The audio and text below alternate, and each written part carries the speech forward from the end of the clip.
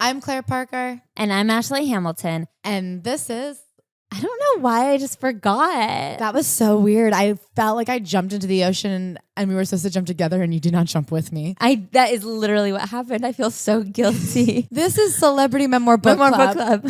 Formerly hosted by two best friends until this very minute when I was betrayed and stabbed in the back. Can we say it again? And this is Celebrity Memoir Book Club. I'm so sorry. Anyway, Ashley, do you want to tell them what Celebrity Memoir Book Club is, or have you lost the sauce? I know it. Celebrity Memoir Book Club is a gorgeous, gorgeous road, and we zoom down it all together. The road is from one end of a book to the other, of course. But the toll in the middle is having to hear our opinions. Also, we are bad drivers. We are going to hit bumps. We are going to go left to right. We're going to potentially drive into oncoming traffic. You may not like what you experience or hear, and that's totally fine. We don't like us either. Get out of the car, buddy. Wait for the bus. But if you do like us, join us. And of course, Ashley thanks all of our 5-star reviewers at the end. We love you guys so much. I would also like to thank Base for supporting our show. Base lets you pack up your stuff and hit the road with high quality, well-designed travel bags and accessories that won't break the bank. Right now, Base is offering you 15% off your first purchase by using basetravel.com/worm. And Claire, what else do we have to talk about this week? We have a huge announcement. We're going on a tour, baby. We have 6 shows up right now that go up for sale the very minute you hear us speak. I would recommend buying them as soon as possible. We have had problems selling out. We try to get as big a venue as we could everywhere we're going, but we are going to LA in January. We are going to Seattle, Portland, Dallas, Austin, and then we are doing a huge show in New York City, April 14th, for all the poor wormies that did not get to go to the show that we just had this last weekend, which we haven't done it yet. I think it's going to be amazing. I'm really Fingers excited. crossed. I bet on us. But you guys, I'm so fucking excited to meet you guys. We're going to be doing the events beforehand. We're going to be doing meet and greets after. And then Ashley, what is the other huge piece of announcement that goes with this announcement? Oh my God, there is fresh merch. Fresh merch is coming. It will be on sale once again right now as you are hearing us. If you were at the New York show last weekend, you got a sneaky little preview. We will have had some things on sale and I hope you like them. I'm really excited about them. It's just very fun, cute stuff. We've got beanies to keep your worm noggins warm in the wintertime. We've got sweatshirts to keep your worm tummy warm. We've got t-shirts, tank tops, etc. mugs. I'm excited. And of course, they were all designed by Adrienne at Hello Adrienne, ADRIANNE. She does all of our pasta pants and all of our stuff. And so, of course, support her, follow her. We love her. We also will be adding more venues to the tour as we go. So if we're not getting to your city right now, don't fret. We are coming as soon as we can. This is not the end all be all. This is the starting point. This is literally the starting line, baby. And we're so freaking excited. I cannot wait. And if you don't live in any of those cities, we will be doing another live digital show with Moment December 6th. The proceeds will support the Brooklyn Book Bodega, and I am so excited. I cannot wait to see you guys anywhere, everywhere, in the internet, in real life. It's going to be so fun. And that's the end of the announcements. Ashley, if you were a celebrity, what would the name of your last week's chapter memoir be? It would be called Absolutely Zoomin'. Last weekend, I was zooming. I was all over the place. I was watching people Zoom when I cheered on the marathon. I was bopping around from place to place. I had shows. I went to dance parties, and I wasn't drinking last weekend, and it was a really fun and deeply draining weekend where I was just jumping around and screaming and having fun with my friends and not having any alcohol and still just vibing constantly. What a time. Do you have any closing remarks on that experience? Yeah, just that it was really nice to have such a fun weekend full of staying up late and running around all day and seeing so many people and doing so many fun things that didn't hinge upon drinking. I know that you can have fun when not drinking, but I always was saying like, well, for fun occasions, I'll still drink. And I am not sober, but I am feeling much more confident in the fact that I can also still do fun occasions sans alcohol as well. Impressive. Claire, yes. If your life was a memoir, how would you describe last week's chapter? Shopping. Lovely. I have never been a shopper and I hate having to put clothes on my body. I get very little joy out of dressing cute. I find a lot of joy in dressing comfy. You really do love dressing comfy. The amount of times I've seen you in like the same patterned jammy pants is fun. I like it because I would Yeah, always it know how sounds to. like you like it. It sounds like it sounds like definitely a compliment in your. I don't dress well either. I like that I would know exactly how to draw you. But I do think as somebody who is on stage a lot, I have to just kind of fucking commit to outfits now. So I've been shopping a lot, and I feel like something that was really helpful to me on TikTok was watching people get dressed, just because I assumed everybody who looked cute all the time just like did it snap of the fingers. I just assumed in their head they were like, this is such a cute outfit. And then they just made it happen. And that was that. And watching people try and fail a lot, but on their journey to the outfit of the day was actually quite illuminating to me. It's hard when you only see the final product to know that it's okay to put in effort to stuff. So I have allowed myself to be shopping, and I've allowed myself to look at it and try and put in effort without feeling shame and stress. Hopefully you're not looking at me being like, you look fucking stupid, Claire. But also maybe you are, and that's okay. I'm on a journey. Now that I'm on stage a lot, unfortunately, part of the truth of being a live performer is that I do have a corporal body that must be clothed. I don't feel good when I look like shit on stage, and then I come off and I'm like, well, I just performed for hundreds of people, and now there's a lot of photos where I look like ass. I'm doing it and I'm feeling better, and I feel just more settled in my body than I did younger. You know what I mean? Part of it is just like I hate having to think about the way I look, because then I spiral, and the way I deal with it is I just don't wear makeup and I don't really try to look cute, and then it's just not a part of my life. And I feel like I'm really like, okay, there's a way to look appropriate without losing the day to an ugliest girl in the world attack. Anyway, you guys, I would feel bad about rambling right now, except for, oh boy, do we have an episode for you. And by that, I mean, no boy, do we have an episode for you. So today's episode is by one Tamara Mowry Housley. Sister. Yeah, you might know her from Sister. So this book is called You Should Sit Down for This. No, you shouldn't. Stand up, get a sandwich. Well, I guess sit down and listen to our episode, but this book is like background noise. I was kind of debating that this might be a good title because I do think that in order to be safe, you should be sitting down for this. There is a chance you'll pass out from boredom, and if you're standing up, you could hit your head. And concuss yourself. You could get concussed reading this book. I feel like if you were to get concussed reading this book, that would be a real shame. I do think this would be a great book to help you lull off to bed. What I would recommend is that you sit down for this and then stand up for this and then sit down for this and then stand up for this, because the blood flow will keep you awake through the reading. Ashley almost didn't want us to do it. Last minute, she was like, I'm worried there's going to be nothing in it. And then I started the book before you, and I had to call her and be like, listen, put all your fears to rest. It's worse. Let's start with how long the book is. 177 Pages? words. I don't know why I said pages. I meant to say pages exclamation mark, but it came out pages question mark. But I know I read it. This book could have fit on the second iteration of Twitter.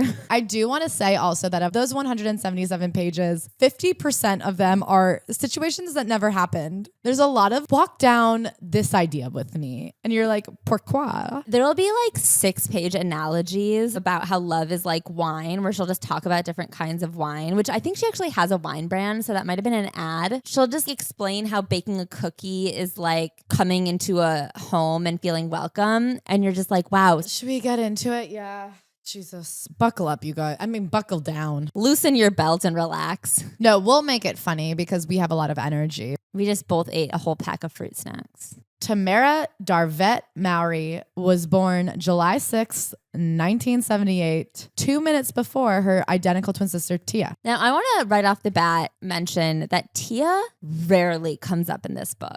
It is shocking to me. I have seen internet rumors that they're in not such a great place right now. There are a lot of reasons speculating on why they might not be in such a great place, but to me the confirmation is how much Tia is not part of this book. I cannot fathom having, first of all, an identical twin that you don't mention as part of your life story. Second of all, an identical twin who was your co-star for a number of years. They starred together, not just on the show Sister Sister, but then again later on the show Tia and Tamara, which doesn't even get mentioned. Yeah. I just only know that now because I was looking at her Wikipedia to find out her birthday. They were in Twitches. They were in Twitches 2, I think. Yeah, there was another one where they were Twitches Tree. No, remember when they were grandparents that got put in kid bodies? You know, remember the movie 17 again? There was another version of that was on the Disney Channel with Tia and Tamara and I think Taj, and they all got magically transformed into teenagers when they were grandparents. Wow. Anyway.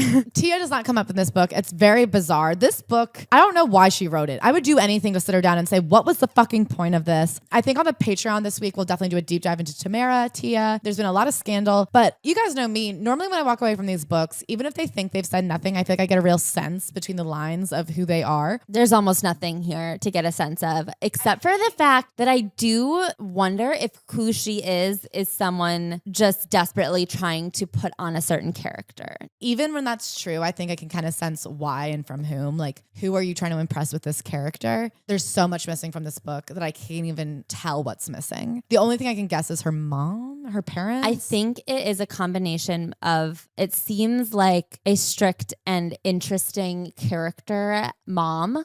Like, her mom is definitely hard to pin down, but I don't think she was specifically good. And then I think also neither of us knows that many people who are this religious in this way. Yeah. And I think that the godliness plays an enormous role. Anyway, you should sit down for this. And then stand up and then sit down again and then dunk your head in a friggin' bowl of ice cubes because you're going to get sleepy. Introduction, conversation, and high tea. So first she defines what a Tamarism is.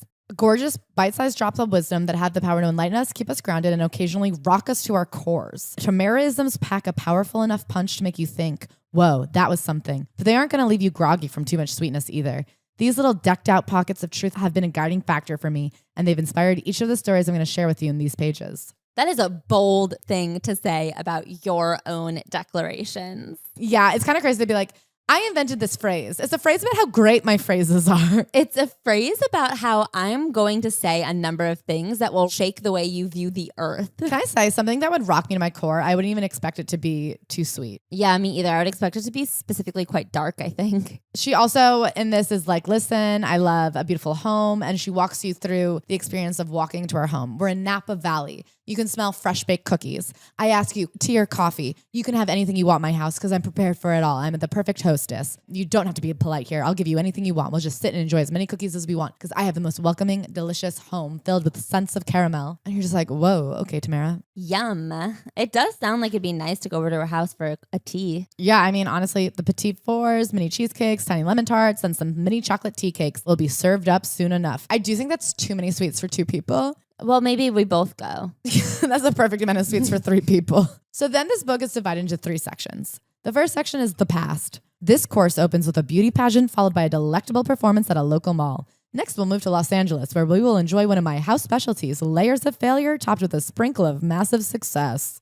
So we are going to actually explain what happens in this chapter, but that's pretty much it. She really gives you each section in one paragraph and then spreads the exact same thing out into like 40 to 50 pages. This book is written interestingly in that it is a collage of a lot of different ways of writing. So this book includes obviously the memoir, just first person writing, and then it includes scenes from like a screenplay, which is something that we see a lot. Matthew Perry did it a lot. Who else just did it recently? Constance Wu did it a bit. Yeah, it's very much an actorly thing to be like, I'm going to write this scene as a scene in a screenplay. But then she also uses listicles, but then she also just uses like bullet point sentences. None of it comes together to mean much of anything. Also, a lot of hers aren't even a fully written out scene. They're a description of a movie that might exist and what would happen in that movie. Anyway, so she starts off, here's a question, admittedly a weird one.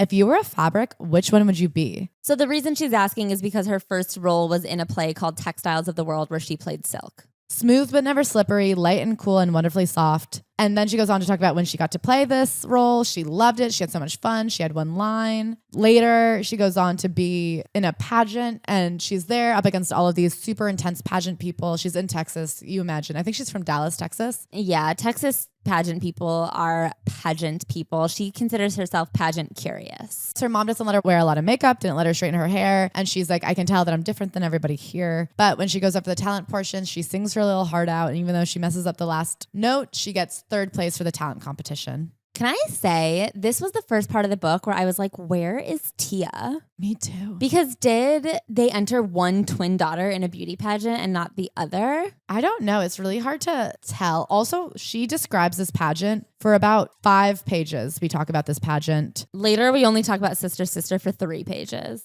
So she gets 3rd place and she says, I know I won today, but I don't feel comfortable. This just isn't for me. I don't feel like I fit in.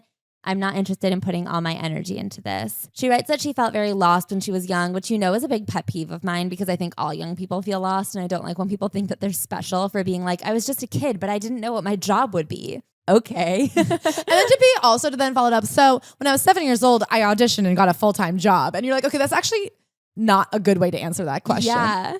It's so easy to feel lost and alone when you're not sure what comes next in life.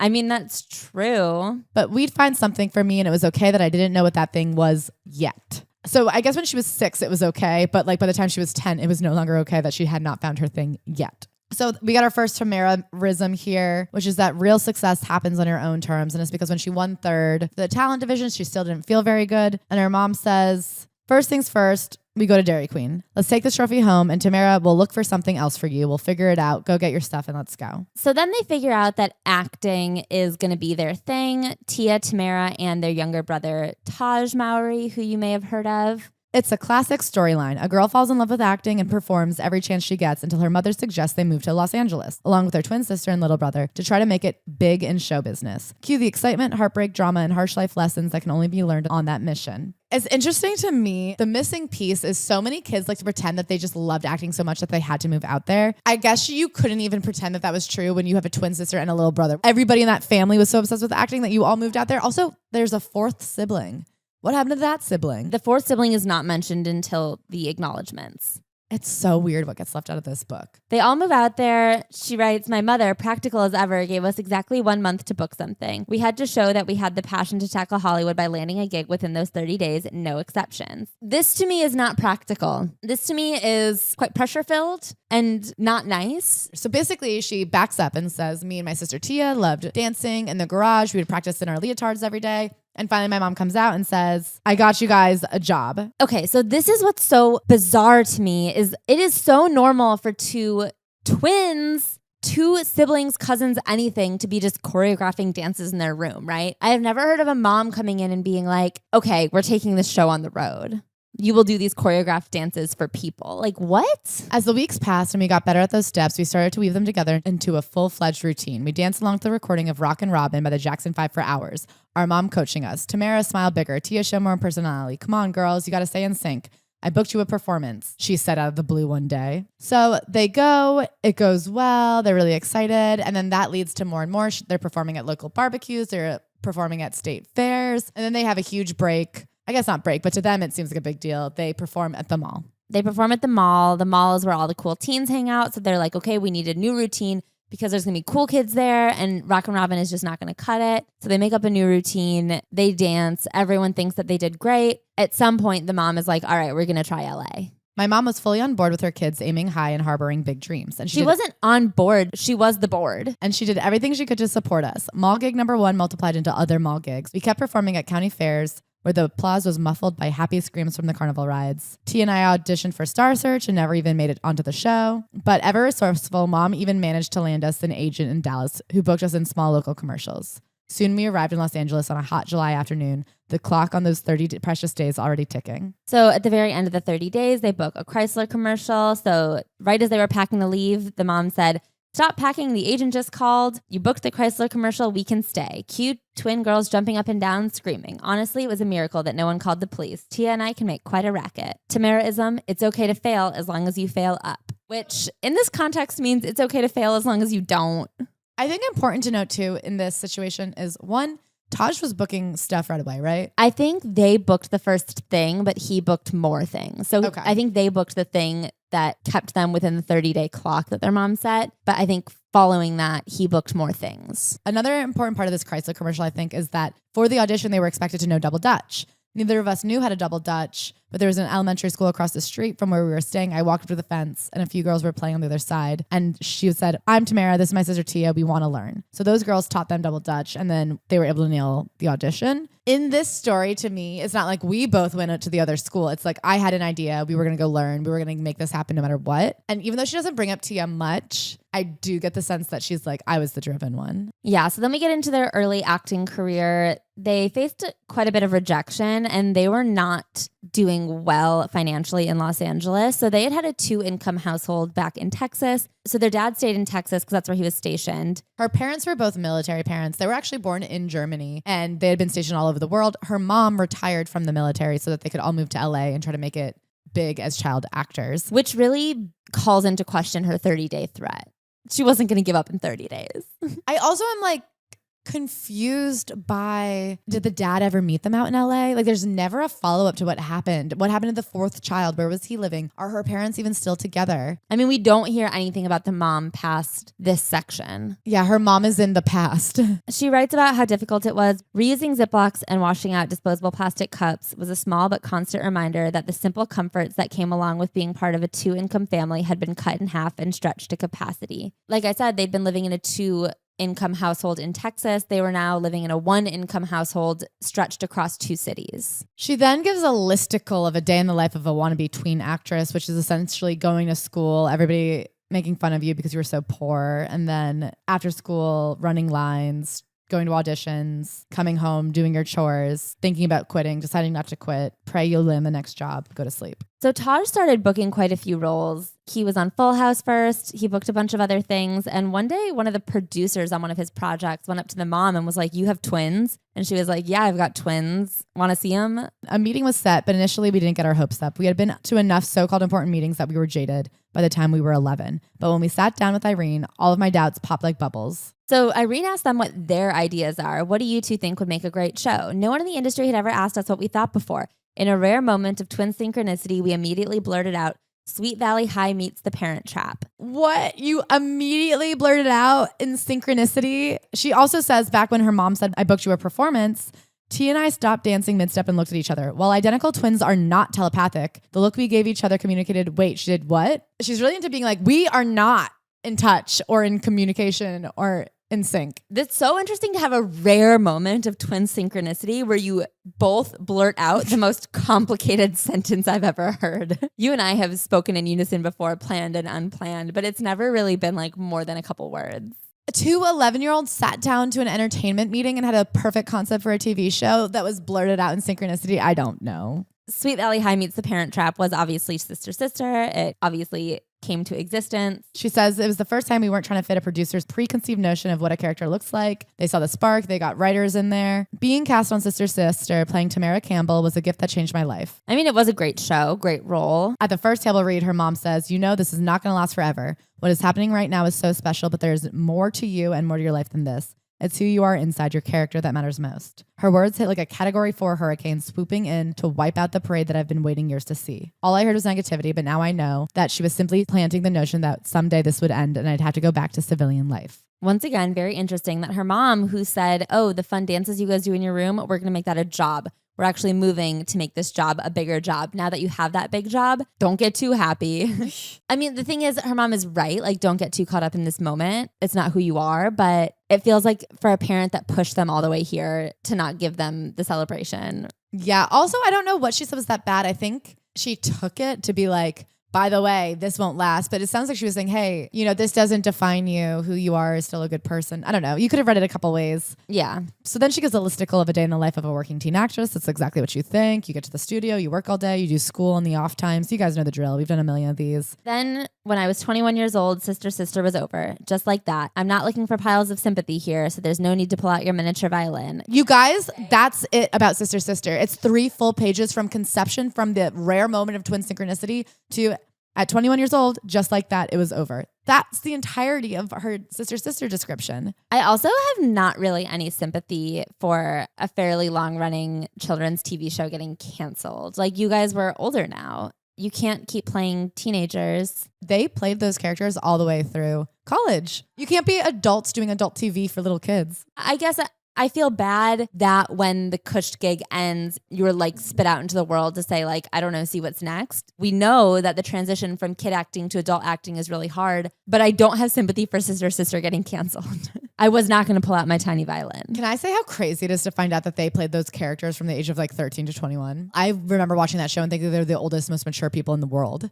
Everything I know I learned from Sister Sister. Can I actually say something a bit controversial? Of course. You know the trend on TikTok where people make fun of how white women dance, where they put their hands in the air and just kind of like sway their hips? Did you learn that from Sister Sister? Yeah. And that's why I was like betrayed. I was like, what the fuck? I have a distinct memory. I must have been in middle school or elementary school watching the scene. Do you remember when they were in college and they had that basement hangout that was like a cafe / nightclub? They watched a concert at that cafe underground. And I remember watching them dance with their hands in the air, swaying their hips, and specifically thinking to myself, this is how adult women dance. And I'm so mad that now it turns out that was a farce, that it was planted there to trick me. I'm really sorry. And it's just hard because they're like, oh, this is how awful white women dance. I'm like, I learned it from Tia and Tamara. How was I supposed to know? Anyway, Sister Sister is canceled, and then she writes about how hard the transition was. I assumed the success from my youth would translate into a new success in my adulthood, but the phone never rang. Long spells of nothing would be followed by an occasional audition, the end result being the same. No, thank you. So she goes to Pepperdine and decides that she's going to have a new love. I had dipped my toes into other areas. I majored in psychology and thought about becoming a child psychologist. You guys will never believe it though. She interns as a child psychologist for a while, and it turns out that some kids have like really fucked up lives, and it's so sad. Yeah, she's like, listen, I cannot deal with kid trauma. I internalized it too much. She's like, I would never be able to go to work and go home and not feel sad about all the really sad things the kid told me that day. So she decides to become a teacher instead. She goes, Tamara tests out new career choices. Take 2. So then she tries to become a teacher, but right as she's about to go for her second round teaching interview, she gets a call that she has in fact gotten a new role on TV. Yeah, and she's like, oh, thank God, I wanted to be an actor anyway. This teaching thing was such a goofy move. She works on some medical drama. I looked it up. It was on Lifetime. It was like Strong medicine. Strong Medicine, women's doctors handling women's issues. I love that shit, to be honest. Me too. She's excited to play this role because finally it was a role she could sink her teeth into and really train. She hyped herself up, and that's what brings her to the Tamaraism. There is no express train to success. Eventually, another train will come. Success could be waiting for you at the very next stop, or you might have to transfer again. Who knows? There would be more big innings and more successes, and that also meant I would expect some drama and heartache in between, which I don't think is wrong.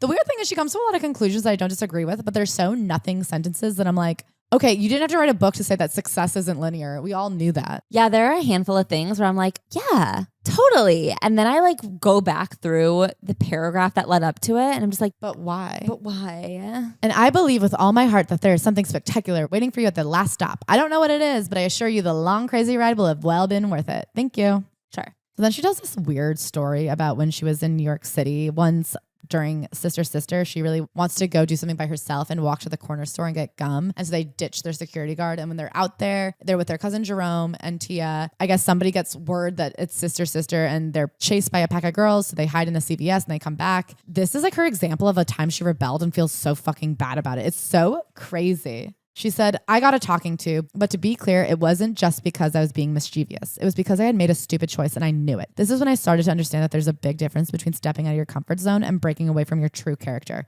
And I had done the latter. I was certainly old enough to handle walking a few blocks without a chaperone, but I should have known better than to purposefully ditch a man we were paying just to keep us safe so I could feel less like a goody two-shoes. Tamaraism, never break character. I guess that I don't feel like this story lines up to anything at all. You didn't break character. You didn't understand the impact of your fame, which is not your fault. It's the adults around you for not explaining to you what this situation was like. And also the adults around you for putting you in a situation at all where walking to the corner could be dangerous. I don't think that that was like a moral lapsing. And I don't understand what that was to prove. I don't think that that was her showing poor character. I guess I don't think it's that much of a rebellion to be like, I'm a teenager. I want to be able to do one thing by myself. I don't know. And then she goes on to say that I wanted to stay in the game of acting, but not if it meant losing sight of who I am at my core. She got offered a screen test where she would have to do a topless scene, and she says no. And she's like, I'm so proud of myself for never wavering in my values. That feels like a point of character to say this is not something I feel comfortable doing, and I stuck to it. And then you guys, that's it. Then we get to the present. Now for our savory course, a plate of ribs with all the fixings, including a ridiculous fantasy date, dashed hopes, and a summer romance served with a side of self-love, all accompanied by a glass of crisp, sparkling rosé from the Why is Dating So Difficult region of Northern California. This is my favorite sentence I've ever read in my life. We're on page 51. And she goes, I think we're ready to move on from careers and success to the topic of love. What? To give your entire career 45 pages and have only mentioned Sister Sister for 3 of them, and to have spent 8 pages talking about a pageant that you didn't win when you were 6 is an insane way of using your page space. So this section, she mentions several times that because she was working through high school, she never had time for love. So she was very late to the game of dating and she didn't know what she was doing. And this is something I think a lot of people relate to, especially in this day and age. I don't think you have to be a child star. I don't know. People mature at different ages. I felt very late to dating. I think it is very common to like all of a sudden be like, wait a second, where did it all go? I feel like everyone learned all this stuff before. But then she never figures it out. This is a really weird chapter, and we can't exactly put our finger on like what went wrong for it. But it starts with a 5-page description of a dream teenage date that never happened. And I'm like, why again the choice to give the page real estate to something that did not happen? She walks you through an ideal date where a teenage boy picks her up, takes her to a carnival, and then at the end of the night, they kiss at the top of the Ferris wheel, and then he drops her off. I mean, who cares? It didn't I don't know. happen. I'm sorry that I even brought it up. I guess it's important to me to bring up that it's not even like a unique dream date. You could have just said, I always wanted that perfect high school date, like a rom-com. Yeah. She didn't actually have to walk you through what she thinks is a unique dream date for a teenager, you perv. So then she explains early dating and what early dating was like for her. And she calls it fake ass dating, a fad, FAD. If I were to make a movie about that period of my life, it would be described like this: 50 fake dates. And to her, a fake date is Tamara Mowry, the self-proclaimed queen of fake ass date, masters the art of hiding all of her quirks, imperfections, and the other normal human traits and replacing them with superficial qualities, unrealistic expectations, and uncomfortable shapewear. She looks pretty, but will the men know she's real? She also rates that movie R for drinking, excessive hair straightening, and unreasonably high heels. Girl, wait till you find out about sex. So she takes us through her era of fake ass dating. And she explains that this means the dates where you're so intent on putting your best foot forward that the person present is more of a fraction of your true self. The next sentence goes, you want examples, eh? Eh?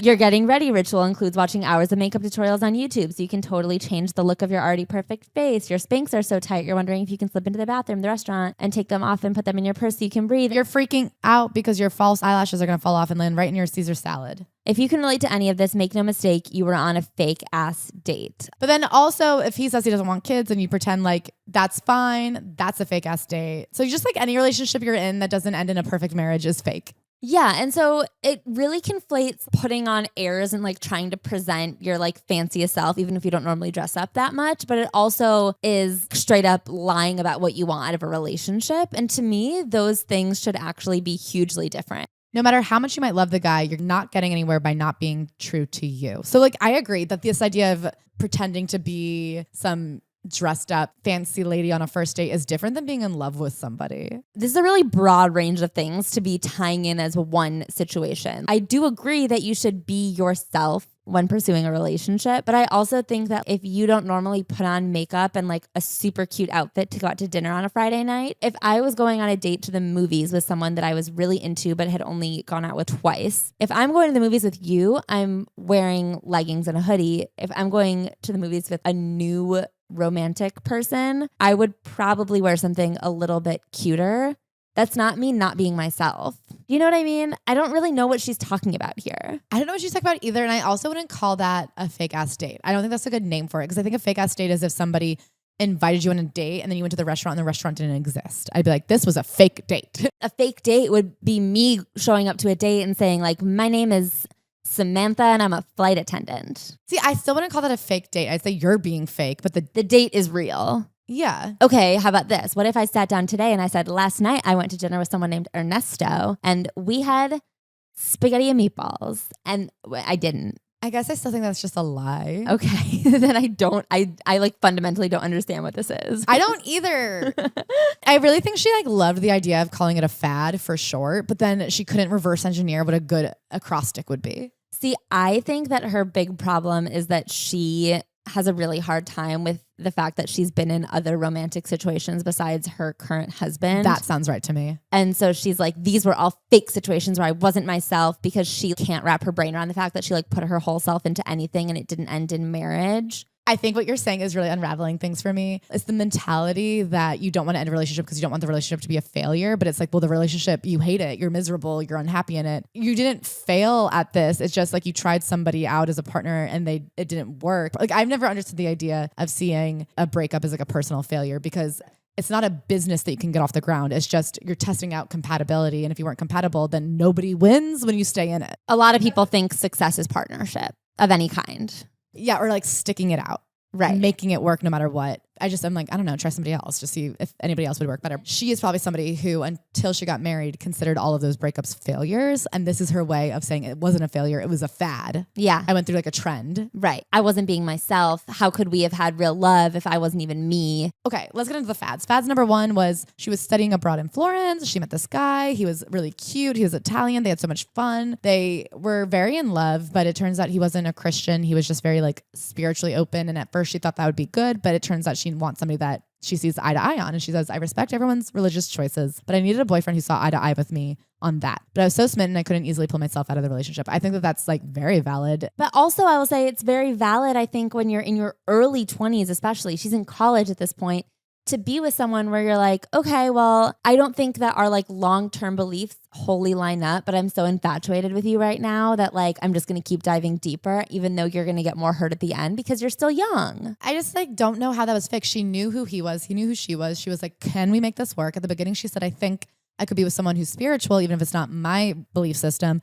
And then at the end, she said, oh, actually, that's very important to me. Yeah. This feels like a real ass date. It feels like a real romance that would have been really heartbreaking because it seems like the breakup wasn't anyone's fault. It was just like long-term compatibility, which is one of the hardest breakups there is. Then the weirdest thing is fad number two is Same like, guy. so she's in college and it's like, I don't know when she was in college, but she's definitely over 21 at this point because she was in Sister till 21. Then she went to Pepperdine. So at one point, she drove with this guy to his parents' house in Arizona and they spent the weekend there and they didn't have sex because I think she was waiting for marriage. But when she got back, standing in the driveway was my mother. It was like a sixth sense had told her exactly when we were going to pull up. She probably looked out the window, actually. Her hands were on her hips and her foot was tapping with impatience and her facial expression was easy to read. I'd kill you if you weren't my own flesh and blood. Worse than yelling at me, my mom was completely silent. I was ashamed and I'd let her down by going away with someone I knew didn't share my values. And I saw how running off with Leonardo was ultimately a childish way to prove a point. I don't know what's wrong with being in your 20s and spending a weekend with your boyfriend. I don't think anything is wrong with it. I also don't know why her mom has any sway over what she's a fucking adult. I think this combined with the fact that the mom seems to have pushed them into acting in the first place is literally the only clues that led us to believe the mom might have been hyper controlling. And then she goes on to say, prepare yourself for the fact that this saga with Leonardo doesn't end until I burst into tears at a college dance. She does not talk about Leonardo again. And then that college dance is like a passing sentence that she comes to in a few chapters. And that's the last we hear of Leonardo. And there's no like back and forth. Yeah. It's so funny. She's like, prepare yourself. And I'm like, if I had prepared myself, I actually would have been incredibly let down because it does not come up again. She talks about trying to heal from breakups. And she says, when my first real love, Leonardo, and I broke up, I cried at a dance. Prepare yourself. Yeah. Fad 3 was she dated a guy with a drinking problem. Obviously that didn't go great. So then she says, I'm going to help you. And basically it's that you have to love yourself. Stand in front of the mirror. Hello, pretty you. And raise your right hand. Now repeat after me. I, your name here, swear to follow Tamara's 7 rules of self-love. So she really comes to the conclusion that all the dating would have been easier if I'd focused on self-love first, which again, this is something I agree with. She's saying, wouldn't being my authentic self be the best way to attract the man I wanted? Yes, I agree. To attract a partner that you're compatible with, you have to first show them who you are so you guys know if you're actually compatible. I guess I don't know why everything else is fake. Some of it is figuring out who you are. Like, some people don't know who they are until they've experienced a variety of situations with a variety of people, and like they kind of help affirm your belief in your understanding of yourself. It's so funny because then she comes to this conclusion that me and Ashley really agree with. And then finally a light went off in my head. Wouldn't being my authentic self be the best way to attract a man I wanted? All that fakeness was just drawing the guys who couldn't deal with a real woman in a real relationship. And who needs a man who is scared off by everyday regular stuff? So now she's herself and she says, the path to self-love is paved with ridiculousness. There's a Tamaraism. Did that shake you to your core? Kind of. You shucking? And also the Tamara rules of self-love are just like treating yourself when you need to cheer yourself up, to show yourself love by taking yourself to the gym when you need it, or like eating what your body craves, never losing sight of your value, blah, blah, blah. And then she goes on to be like, now I have a life that I'm happy with and I live for myself. And if somebody can fit into my life and make it better, great. But I'm not going to accept anybody who doesn't. And it's like incredible. I agree. I don't know why you wrote this though. Yeah. So now she gets into one of the most nauseating phrases I've ever read in my life. She's talking about meeting her current husband, Adam Housley, and she refers to him as a purpose partner. She starts this chapter by calling all the kinds of men you date different kinds of wine. And she essentially just rewrites that chapter we just said, but now it's done with the added bonus of like a wine metaphor that is a stretch. So I'm not going to go through them because they're just not that good. I also don't know enough about wine to understand. I like just found out that I like wine. And it's only because I was only drinking like garbage wine before. And then I tried good wine when I went to a winery not that long ago. And I was like, oh, I don't hate wine. I'll just give you one. Wine pairing number 1, fake ass dates and Chateau de Bad Dates. Chardonnay. See, this Chardonnay is as smooth and slick as butter and goes down easy, but has afternotes of Axe cologne, mouthwash, and the air freshener that's been hanging on the rearview mirror of your car for the last 5 years. I don't know, man. These aren't as clever as I think she is. So then she explains how she met her husband, Adam, in bullet point sentences. Basically, Adam, who's a correspondent for Fox News, sees his old economics professor who has a photo of Tamara on the wall because she's his favorite student. And he points to her and says, I want to go on a date with her. I just want to clarify, he has a photo of lots of students. Which actually makes it worse. It's like a pizza parlor in New York being like all the celebrities that have eaten here. So then Adam is like, I want to date her. He gives Tamara Adam's email. They start emailing and he's in Thailand covering the typhoon.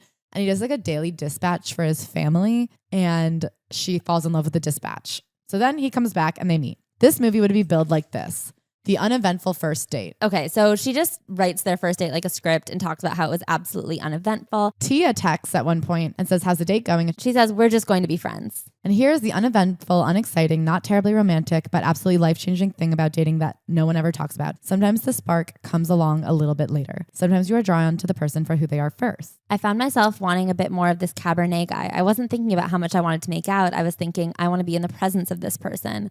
She is so unattracted to him. So they get into the car. You know what happened? Not kissing. I do not do that on the first date. We talked more.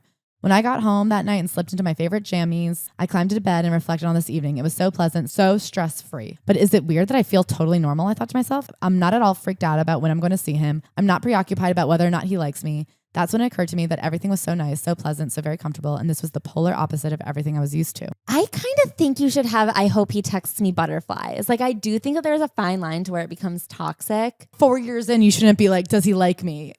Of course. But I think on the first date, if there's no part of you that's like, oh my God, will I see him again? Like, I wonder what he thinks. How did that go? I'm so excited. If you went to bed and woke up and you're like, huh, I didn't think about him at all. That's so different than normally how I feel when I go on a date. I wonder if that's love. I mean, I guess every time I felt that way, I've not gone out with someone again. And maybe that's why I'm not married. I don't know. I personally like to like the person I date, but maybe that's just a preference. Can I actually recant? Is that a word? Yeah. Recant my previous statement. I would love that.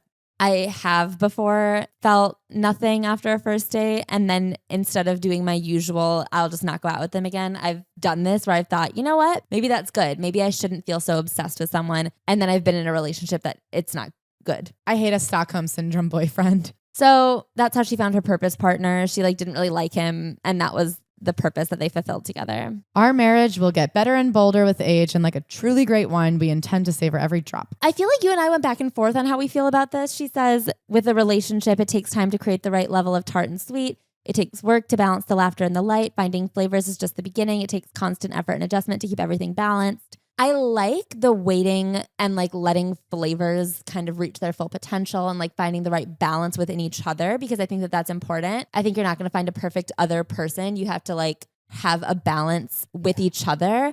But I also don't think you should be like, well, I don't really like him now, but the flavor will get bold.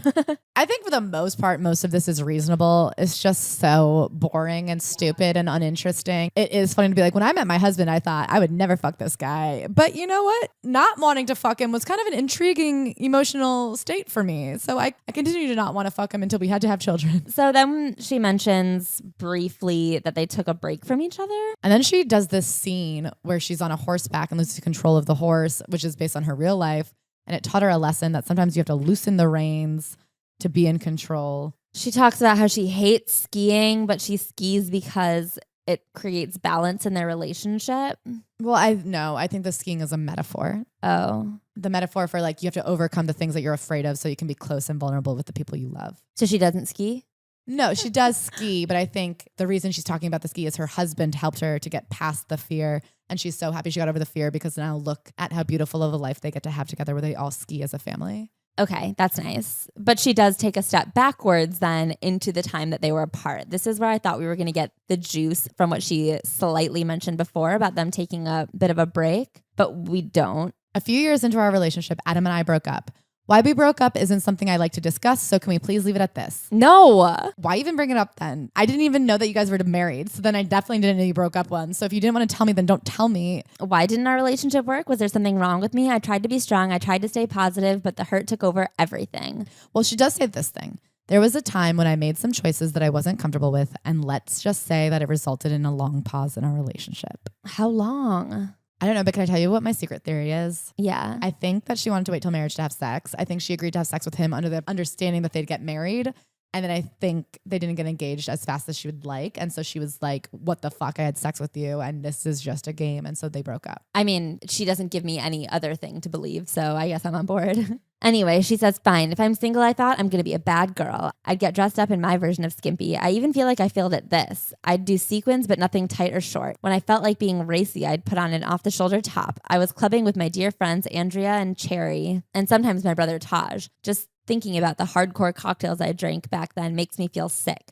Can you believe I actually drank a concoction called the Orgasm? One night after a few orgasms, it was time to go home, but somehow the valet managed to lose my keys. Wait, do you think he lost her keys or do you think she was just like really drunk and he couldn't drive? I think she just couldn't drive. I think she drank too many orgasms and she should not be driving. I can't believe she's just casually like, anyway, I was trying to drive home after a lot of orgasms. I was fucked up.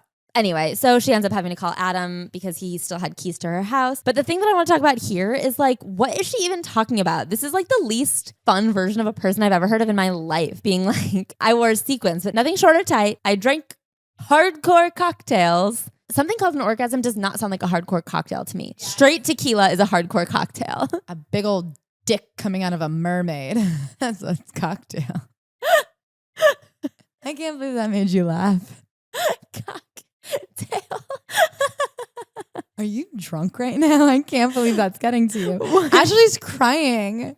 I think that was the least funny thing I've ever said. I've had one too many hardcore cocktails. Anyway. So she talks about how she was just like binge drinking and then binge eating because she like didn't know how to take care of herself.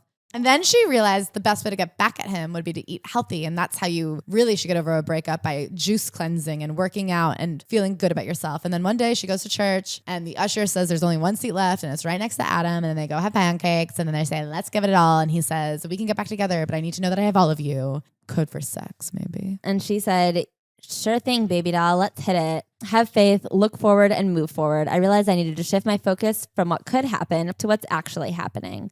So a Tamarism, you need to look where you want to go. Oh my God. And then we get to one of the worst chapters in any book I've ever read in my life. I can't even explain to you how this made me think maybe women aren't funny. Listen, it can be hard to fit it all in, especially when it comes to luggage. With Béis, there's room for everything, even if you're an overpacker. 15 pairs of underwear for a weekend trip? No problem. A couple extra pairs of pants? Bring them all with Béis. I myself am a pretty legendary overpacker. I have been known to bring 2 pairs of almost the exact same pant in slightly different shades because I don't know if I'm going to want like an especially dark wash or an especially medium wash for just like a night out. It's not one of my best qualities, but I'm very thankful to have a weekender that can fit it all for a long weekend that honestly, should I get stranded, I'd be fine. I love having a weekender because we're traveling a lot and I just need something nice to put my stuff in. I really feel like an adult for the first time. There's something so satisfying to me about the fact that I'm on my little business trip for my silly little business where we just laugh all the time, but I have a cool new weekender bag and I feel very professional and very like I've arrived. Béis was created by the actress Shay Mitchell to make sleek and effortless bags, luggage, and accessories designed to help you travel effortlessly while still looking fashionable. Béis has thought of everything you could ever want in a piece of luggage, including 360-degree gliding wheels, cushioned handles, built-in weight indicators, washable bags for your dirty clothes, and all of the interior pockets you need to stay organized. Every piece is made to look better with miles, so you don't have to worry about it in cargo or overhead. Whether you're packing for a quick trip or looking to breeze through the security line, Béis has your personal items covered. Right now, Béis is offering listeners 15% off your first purchase visiting beistravel.com/worm. That's BEIS travel.com/worm. So she talks about going to Paris. So Adam was reporting in Jerusalem and he was like, what if we met in Paris for a weekend? And she was like, hell yeah, dude. She like goes to the store. She buys new boots. She buys a new cashmere sweater. She wears them on the plane. Over the knee boots. 11-hour flight. She's wearing over the knee boots. And she's like, I was waking up in the middle of the night sweating on the plane. And it's like, unzip your boots. And then she's like, you'll never believe it. But meanwhile, in Jerusalem, the plane was delayed. So I got off the plane thinking we were going to meet in the airport. And then he wasn't there. So I walked to the information counter and it turns out his plane was delayed. So then she goes to the bathroom to try and clean herself up because she's all sweaty and her cashmere sweater and over the knee boots did not hold up over an 11-hour flight. And would you believe that Parisian women look so chic? Yeah, then they get to the hotel and she wants to clean up before dinner, but she plugs her hair straightener in and it blows a fuse in the whole hotel because, little known fact, American outlets and Parisian outlets are different. Then she has to go to dinner with her hair in pigtails because she just couldn't get her hair done properly. And she's like, anyway, traveling, you really get to know someone. I cannot even imagine what I would do if I had to be in person with Tamara Mowry Housley as she tried to explain to me this outrageous story that is so funny. She thinks it belongs in a book where she was going to meet up with her boyfriend in Paris at the airport, but his flight was delayed by 4 hours. And I would just have to go, and then what? And then she'd look at me and be like, and then I was sweaty. My makeup didn't look that good still. And I go, oh, in the 11-hour flight? And then she'd go, yeah, so I had to go to the bathroom and fix it while I waited for him. And she would look at me with that look when like, there's nothing left to say, but they're waiting for a laugh. You're supposed to go, no way. You know what those people like to hear? Only you. That would only happen to you. Yeah. That's what they're looking for. That's so Tamara. A plane got delayed. Unheard of. Anyway, so she writes about how traveling with a beau is like the big reveal of a relationship. You can't hide much when you're in a foreign country and you don't speak the language. I mean, why are you still trying to hide stuff? That's such an odd way to frame a relationship. Okay, you guys. And now we are at the sex chapter. She goes, before we get into this, I need you to do me a little favor. And then she does this exercise where she's like, imagine you're at Starbucks and someone comes up to you and is like, tell me about your sex life. And you're like, that would be horrible. No.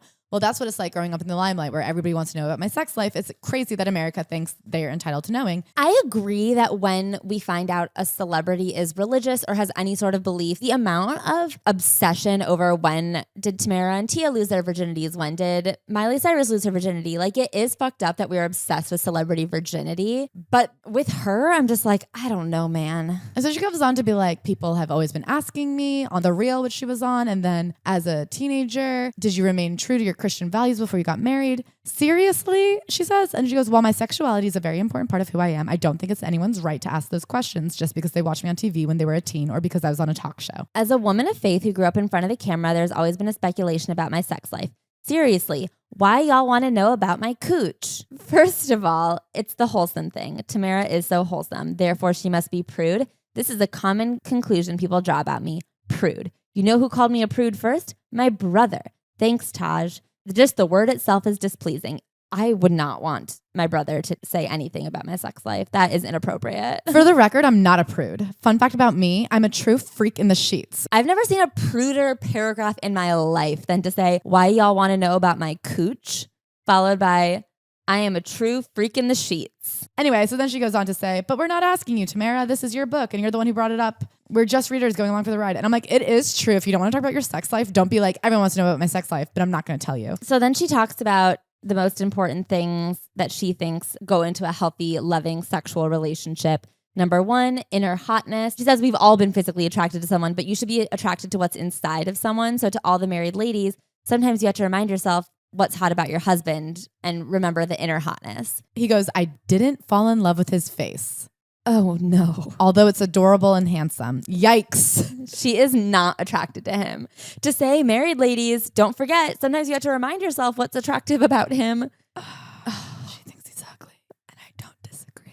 I think it makes sense to kind of have waves, especially like women, literally with our cycles, you think of people differently during different parts of the month. I think that it's fair to be like, sometimes I like look at my boyfriend and I'm like, get away from me. Also, there's like the reverse ick where sometimes just a rando person will do something and you'll be like, oh, that was hot. Can I say, and I don't want to be controversial, but I wonder if it would have been easier for her to remember that her husband was hot if she thought he was hot on the outside too. She's like, hotness is not just about the outside, it's about the inside. I'm like, but sometimes it's a little bit about the outside. And I'm not saying there's only one kind of outside hot, but I do think if you think that they're hot, that'll help. Yeah, then she writes number 2, know what kind of meal you want. So this is where she says some of the prudest shit I've ever heard. She like cannot stop comparing sex to a meal. She says that you have to have a conversation about how often you need that hot regular meal and what the meal should consist of. I also understand not everyone wants to eat all the time. Some people are fine skipping dinner. Maybe for you, sex is an occasional super sweet, ultra special dessert. Just have that discussion. Come to a mutual satisfactory agreement on how often you'd like to dine together and what you want mealtime to be like.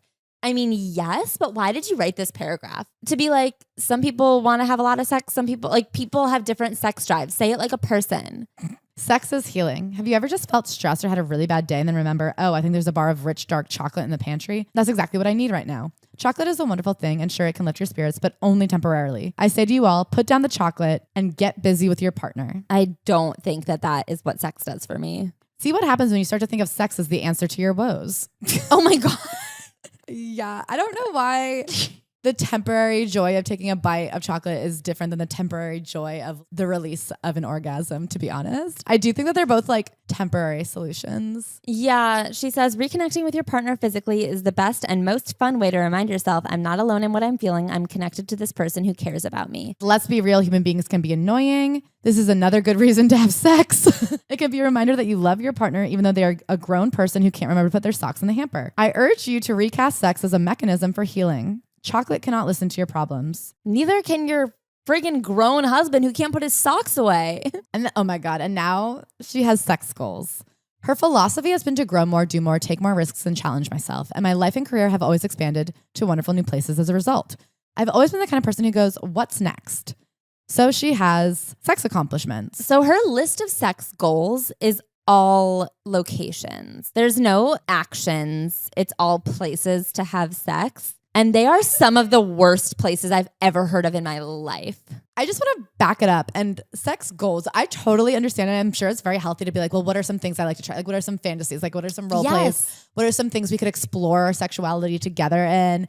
Whatever. I understand that you have to like keep it spicy, but something about calling them goals is so odd to me. It feels so counterintuitive. I mean, it feels like the opposite of seeing sex as healing if it's also like a goal. I had a friend in college who was saving herself for marriage. She was very religious. She was from a very wholesome religious family. And I don't begrudge anyone making that choice, but I do have a lot of concern about the motivation behind that choice. A lot of using religion itself as like the guiding thing in your entire life is very complicated to me. And I have a hard time wrapping my brain around it because I think that there should be a greater moral standard than just like what one leader says. But she had a very similar way of talking about sex. And that's what makes me so anxious about this way of teaching and this like way of controlling so many women. She would talk about it in this way of like, sex is for my husband. It was really bizarre. Like, I don't quite know how to explain it. And the only two times I've ever heard sex talked about this way is in Tamara's book and in my conversations with my roommate. Well, I think it comes with this idea, like, how do you be a good wife? And to be a good wife, you enter the relationship as a virgin. And then a good wife does love to have sex with her husband, but there's still like no personal sexuality. Yes. And she mentions a few times like knowing what you like, knowing what meal you want, but it feels still very hollow and in service to a man. Should we get into the list of the places she wants to have sex? Oh, yeah. The shower, on top of the car in the rain. This feels like someone who's never had sex. On top of a car while it's raining, aside from sounding slippery. I just imagine the car roof like denting a lot. Yeah, like kind of popping. Yeah. I also feel like it's hard. Maybe she means on the hood of a car. Because I'm imagining her where like a sunroof is. Yeah, me too. But I also don't think that being on the hood of a car while it's raining is sexy. Every room in the house, the backseat of a convertible. I guess she doesn't say which ones she's checked off. But I think if your goal is to have sex in every room of your house and you have not yet accomplished that in like 20 years of marriage. Every continent, on a private beach, under a fluffy duvet, in a quaint bed and breakfast, luxury hotels, the woods, the swimming pool. I'm the biggest believer that underwater sex is a scam. It's perpetrated by virgins to make you get an UTI because they hate that you're having sex and they're not. The rooftop of a skyscraper with a great view. On a picket blanket in a field of lavender. And my closet. Girl, you could do that. I wish you had used the words like sex fantasies or, you know what I mean?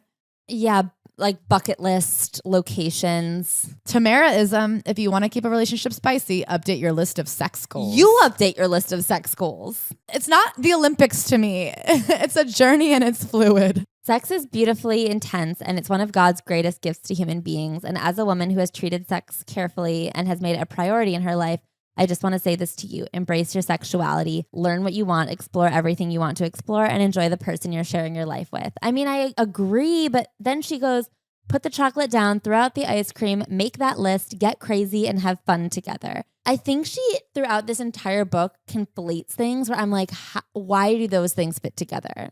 Why can't I have chocolate and sex? What if that's one of my sex Because goals? it feels like very virginal and Christian to me to conflate like the sweetness of dessert with what sex is. I don't know if she implies this, but there is something very like, ladies, don't let yourself go and just indulge in dessert and instead be making sure your man is satisfied. She never explicitly says that, but something about being like, don't eat dessert, have sex with your husband instead, and that'll make you feel better. Something is odd about it. Also, like almost like someone who's never orgasmed being like listing other types of pleasure and being like, all of these things are pleasure. Having sex, eating ice cream. If you've felt these things properly, they're all just different feelings that you can enjoy in different situations.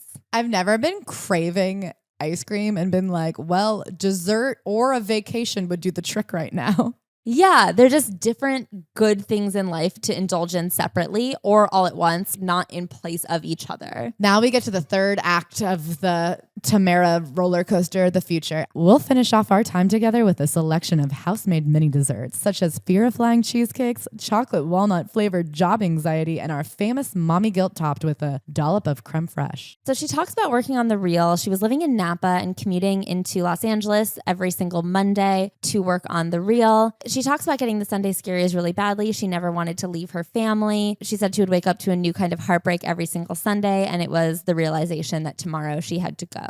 She says, as all the years went by during my time as a co-host on the show The Real, it became clear the job was holding me back and the environment was becoming toxic. Part of why she hated leaving was that she commuted to LA for the week so that she could be on her talk show while her family lived in Napa. And then in addition, she was getting reamed. She says that everything she said got misconstrued over the course of 7 years. And I was like, in 7 years, you didn't figure out how to say what you wanted to say. So she mentioned specifically, as an actress, I had experienced plenty of scrutiny, but having my personal beliefs criticized felt like a direct attack on my soul. But then she talks about how she hates when people presume they know her. So I'm like, was it directly attacking your soul, or were they attacking a thing that you weren't meaning to present? Or were your beliefs the ones being attacked? Because I looked up a couple of things she said on The Real, and they are not good things. I do think she was like the stand-in conservative. This is based on almost nothing except for that she's married to a Fox guy. So yeah. And also that people don't like her, I think. She says, I'm a warrior. I never needed things to be easy, but as a talk show host, I felt like I was failing constantly. I always seemed to say the wrong thing. My foot was constantly in my mouth.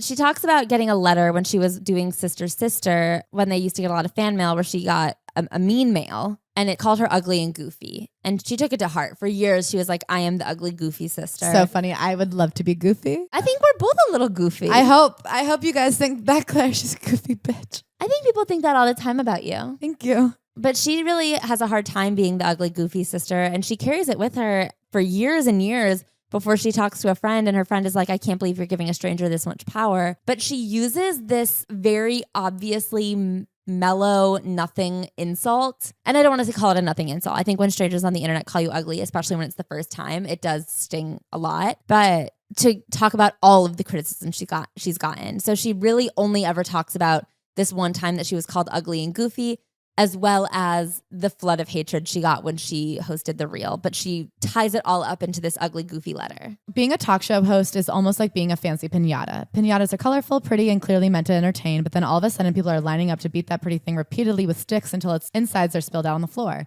But that's not all, folks. Then there's a stampede to grab onto every little thing that came out of it. Your insides are being greedily eaten while you lie there utterly destroyed, waiting for someone to sweep what's left of you into the trash. I know this is a hard concept to understand. Try to imagine if every day after you got home from work, anyone got to comment on every little aspect of your job performance. I get what that feels like. Yeah. You can't open Instagram. You can't go online without people being like, we hate this about you. And that is a weird way to exist when you're bombarded with what people hate about you all the time. And it's especially stressful when you really don't think you're wrong. And I think that she stands on all of her beliefs the way we stand fighting the fact that Matthew Perry is definitely a misogynist. The way that people were constantly coming at us saying, you're assholes, you're assholes, you're assholes. And we're like, we really believe in this. I think that people are constantly coming at her saying like, your husband's a racist, your husband's a racist, your husband's a racist. And she like staunchly believes that he isn't. And she's like, what, because he works for Fox? And it's like, yeah, literally. Yeah, he works for like a white supremacist news organization. She combats this by saying another Tamaraism, only you can define who you are. She says people like to gloss over the rough bits until our story is smooth enough for their liking. Only you get to decide what to do with the complexities and nuances of your story. I get that, but you wrote a whole book, so why don't you indulge us in a little bit of complexity? I pledged that I would never allow anyone else to tell me who I am. And you still have not told me who you are. So I don't know who you're telling anything to. You are under no obligation to agree with their assessment of your cooking, your career, your mothering, your hopes and dreams. Only you get to set the parameters of your story. I mean, I guess the parameters she set are nothing. She keeps going about this job. The next chapter is about how awful it was. She was crying all the time. She had a 7-year contract. And as hard as she tried, she just did not like it there. She says, there isn't a silver lining I can't find. Give me a glass of lemon juice and I will not stop until I find enough sugar to transform that sour nastiness into something delicious. I have to say, to act like you have this incredible skill that you can find the silver lining of being the star of a talk show where you're making millions of dollars feels like not the flex you think it is. Yeah. So the silver linings are the people around her and that she won an Emmy. And I'm like, oh, good job seeing the good in an Emmy. Those linings are silver. So then she gets into the attacks on her husband, which is one of the many things that she encountered criticism for while hosting the show. She talks about experiencing racism when she was younger, which, obviously I can't imagine, that is impossible to deal with. But then she conflates it with essentially calling it racism that people are mad that her husband is white. I do think it's notable that the only time she talks about dealing with racism is to set up this story about people leaving her husband alone. It feels disingenuous. So again, she says, my husband is not a racist. Perhaps it's because he worked for Fox News. So he actually left his position at Fox News this year, but yes, it was because he worked for Fox News, I think. So she says, my husband was not a talking head. He wasn't an opinion host spewing any sort of negativity on Fox. He was a hard news correspondent, a badass reporting from war zones, floods, hurricanes, tornadoes, mass shootings, earthquakes, the hard stuff. I am not someone to speak and say, like, how dare you support him? I don't think that's my place to say, but I do think if other people are upset that his employer is a notoriously racist organization, I don't know, the company you keep.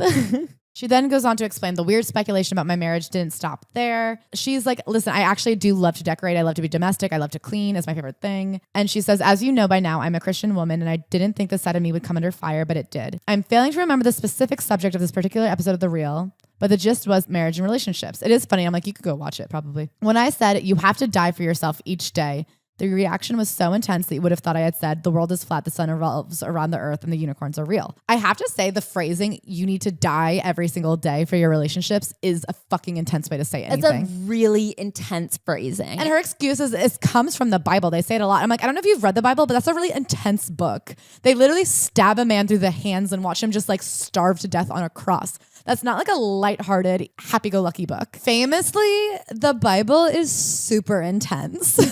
And so to be like, why are you guys acting so crazy? All I said is that every time you do something for the person you love, it's death to me. And then she's like, it should be such a standard concept. Relationships involve compromise. A relationship shouldn't be selfish. You should be thinking about your partner. And she's like, when I want to stay in the bath all day, but I have to get out and go to a dinner with my husband, or when he wants to stay home and watch football, but he has to do a red carpet with me. Those are tiny little deaths. I'm like, okay, I would have called them like compromise. Like, I do think to be like, spending time with you and my in-laws is a death to me. It's like weirdly intense. The little things that she boils it down to, I'm like, yes, I agree, but the way you say it is a lot. So then there's a Tamaraism, things happen for you, not to you. And so she says it all boils down to the fact that when I was on The Real, I didn't feel like I had control over my narrative. Comments were so easily manipulated and people were so hungry to criticize. But she feels very blessed that it happened. And she says the people that got her through were the people who still loved her. And she says, to the woman on the street who said, you have talked so openly about postpartum depression. I don't know if I would have made it out alive if I hadn't heard that. It is you who saved me. To all the women who sent a kind word my way, you were my purpose. You were the reason I showed up every morning. Where is the postpartum depression in this book? If she has real vulnerable things to talk about, why weren't they in this memoir? I don't know. I was shocked when she said that she has been open and vulnerable in a way that has saved another woman's life, because there was not an ounce of honesty in this fucking book, or not even, I don't want to say not an ounce of honesty, but there's not an ounce of vulnerability or depth to this whole fucking book. It's crazy that she was able to do it somewhere else. Why not here? Why this book? Why does this exist? I guess, why didn't her ghostwriter just string together those sentences for the book? Or why didn't they say, why don't you include this thing that you've already openly and candidly talked about? Yeah. There's nothing in here. So then she talks about parenting, and I like the way she talks about mom guilt. This is kind of the chapter we had hoped for from Amy Poehler. Someone actually DM'd us and was like, I am a working mother and I never feel guilty. And I'm not saying that you should feel guilty. I have all the plans in the world to be like a working mother. But I found it very odd in Amy Poehler's book that she was like, how do I work and be a mother? Very easily. There's never been a problem and I have nannies. Done.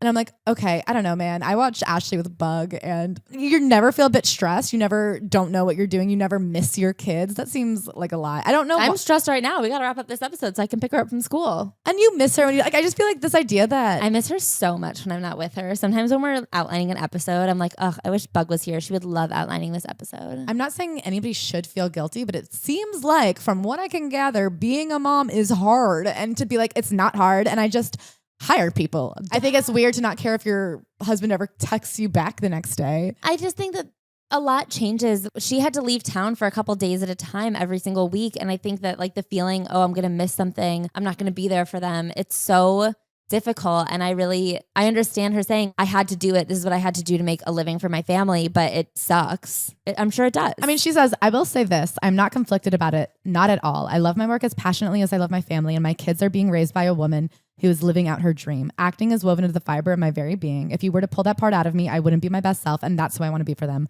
my best self. Acting gives me a purpose. Making movies thrills me, and I am fueled by the challenge. When I'm not filming, I feel excited just thinking about the opportunity. I love that. But she also says, on a more basic level, acting also pays the bills. As for the flip side of this coin, being a mother is a joy beyond anything I've ever experienced. The deep level of love is astonishing. There's no other way to describe it. These two tiny people have cracked my heart wide open. So if you're not conflicted about it, why all the fuss, Tamara? Stick with me. I'm getting there. And then she talks about like how it is logistically hard. She's like, I have to take meetings in my closet where I hide from my kids so they don't ask me for snacks when I'm dealing with important things. And like, it's physically exhausting. You only have so many hours and I miss them. And she's like, I have to tell myself all the time, not getting them a cookie the minute they ask for it is not going to ruin their lives. But I just try to be grateful and present in both. But there just is a logistical reality and an emotional reality that I miss them when I'm not with them. But if I were to be working, I wouldn't feel like myself.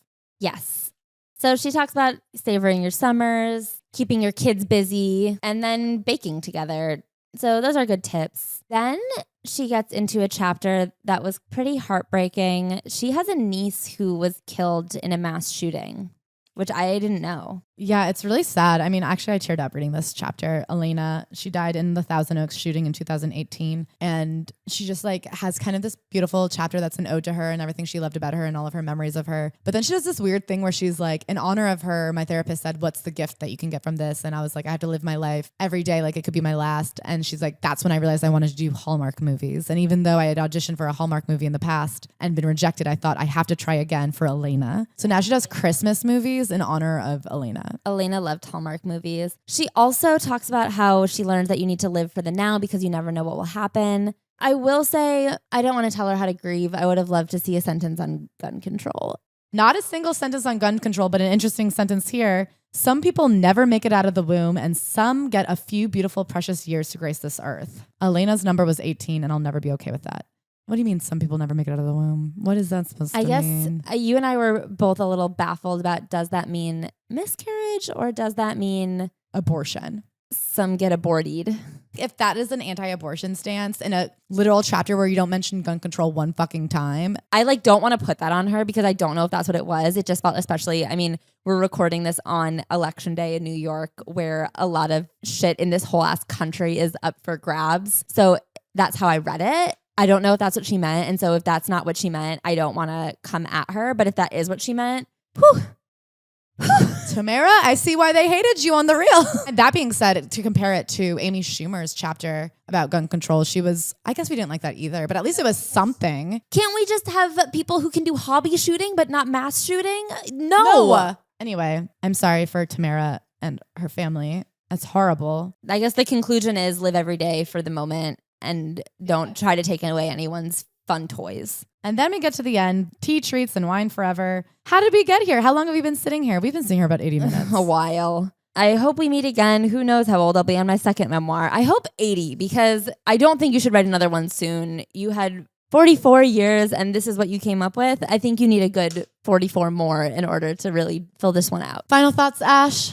I wish Tamara was more interesting. I would love to get a counterpoint from Tia, do a side-by-side. I think that one of the most glaring things to me is Tia's absence. It was weird. I mean, where was her family? Where was her family? I mean, in the acknowledgments, she writes one sentence thanking all 3 siblings. Where was the 4th sibling? Yeah, so overall, I guess I learned almost nothing. I did jump to some conclusions because that's all we had. This was one of the worst books we'd read in a while. I think this is like a contender for one of the top 5 worst ones. I mean, the thing is, you look at Danielle Bernstein and you go, well, she didn't have anything to say, but she didn't have anything to say. Tamara had a story to tell. She was like a national star. I mean, we've read a Full House one. We read Josh Peck. I mean, we've read a lot of child stars that gave a lot of themselves. And the fact that Sister Sister was talked about in 3 pages. I get if she doesn't want Sister Sister to define her, but then pick something else to define you. That's what always kills me in these memoirs when they say, I don't want this one thing to represent my entire life. Okay. So what represents your life? Crying on the reel for 7 years? Yeah. I don't know. I guess. Then what are your views, dude? If you're so sad that you were misconstrued, she gave almost nothing. The idea that she spent so many pages on dates that never happened. She wasn't as clever as she thought she was. It was like not a good book. No, it was not. I'm like shocked that they couldn't even fill it out with nonsense. I would have taken a what's in my purse. Shocked. I am taken aback. No, but you have to admit that in a 177 page book, that's all they could muster. That's crazy. This is little. This thing is little. I think I could carry it with my finger. Even Stassi, Chriselle, and who was the third dumb bitch? Christine. Even Christine Quinn was able to fill out like a normally sized book with nonsense, and this was bad. Anyway, we love you guys. Join the Patreon. Don't forget to join Geneva. It is bumping in there. It is so freaking fun. People are discussing. We're still like working on making it the best experience possible for you guys, but please check it out. And then thank you to the New Yorkies and Ashley. Thank you to our 5-star reviewing Wormies. I love you so much. Thank you to Inquisitive M. Jane. Stay inquisitive, baby. There are questions, and I don't have that many answers. Thank you to Haley Collins, but I do appreciate you covering the ins and outs. Thank you, Hiker Emily. Oh my God, I hope to see you on top of a mountain someday. Thank you, it's G. Willikers. I appreciate this review. Thank you, Sue Lee Marr. I appreciate you from here to the sea. Thank you, Remy Oz. I vote to replace Dr. Oz with you because you seem much nicer. Thank you, Oofy234. Oof, this is a beautiful review. Thank you, J186017. That's my new bike lock. I appreciate you. Thank you, Yeah123458262. Yeah, I appreciate this review a lot as well. Thank you to Denzel O'Neill. Why are there so many great reviews on this motherfucking plane? Thank you, that one girl who writes reviews that I appreciate a lot. Thank you. Thank you, N. Hernan 33333. The Hernan's Hermits are singing your praises. Thank you, Eggy65. I call Bug Little Egg, and she appreciates you. Thank you, The Most Correct Opinion. This beautiful review is the most correct opinion. Thank you, Olivia HP. From here to Highland Park, I appreciate your reviews. Thank you, Maggie Cook. I hope you're cooking up something fabulous because this review was delicious. Thank you, Marmy428, Lady Marmelot. This review absolutely friggin' sings. Thanks, Furry558. Ooh, baby, you enjoy your stuff. Thank you, Shand HDJ. You're the only DJ I like. Thank you, SMM2314. Thank you so much. Thanks, Shalyn Thompson. This review is my new son. Thank you, Lasatter Sitch. This was a beautiful sitch, and I appreciate it. Thank you, Kendra J. Black, my favorite color. Thank you, Stacy Spells Magic. This review was magical. And that is all for this week. Thank you guys so much. I appreciate you endlessly.